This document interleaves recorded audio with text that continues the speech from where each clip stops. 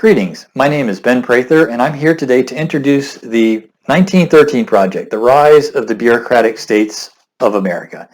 And just to give you some idea as to which political ideology I might be coming from, I put this political compass chart result here with some descriptors on there that kind of, even how I put things, might put some perspective as to my ideology and viewpoints on stuff. So if you wish to study this, go ahead and pause it now.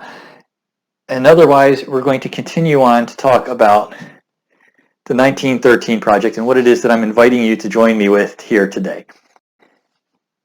So the seeds of the 1913 Project really began when I heard about this idea of a 1619 Project, which was a New York Times version of an origin story for the United States.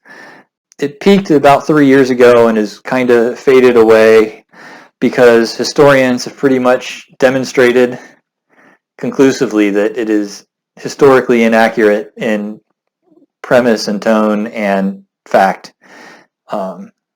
So this kind of started as a rebuttal to that, with the idea that oftentimes it seems like the radical left seems to take the truth of a situation and turn it upside down and backwards, and then present that perversion of the truth as reality.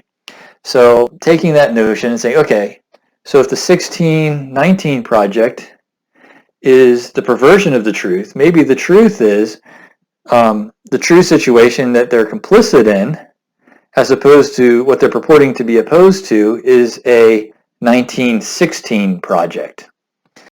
And looking into that time period and using that as the seeds for where we are today is kind of what led to me wanting to actually develop this into a book at some point. So I do want to talk about, there was a rebuttal already to the 1619 Project, a political rebuttal, called the 1716 Project by the fine folks at Blaze TV, particularly Glenn Beck. And while it talks about the ideals that this country was founded on, his work tends to not, it doesn't really capture how we got from that vision to the situation we find ourselves now, where the last three presidents have made sweeping changes through executive order. Just at the stroke of a pen, all of a sudden, they're able to just change massive parts of how our country run with very little oversight from Congress, apparently, seemingly. And so how did we lose track of that vision? How did we get off track of that vision to where we are now? And really, the seeds of that start in 1913. Yeah, so that brings me to what was originally pictured as the 1916 Project, but when I actually looked into it, when you look at that time period, what was happening at that time period actually started in 1913 in 1912, Woodrow Wilson became President of the United States. He took office in 1913, and in that wave, in that political wave that he rode to office, along with it came two constitutional amendments: the direct election of senator and direct taxation through the income tax of the citizens, as opposed to, prior to that, the federal government taxed individual states, and then they had to depend on the states to actually pay their taxes. And the other thing that Woodrow Wilson brought to the table is the building of regulatory agencies that didn't really exist in the form that we would recognize them today. Those didn't first come along until Woodrow Wilson came along.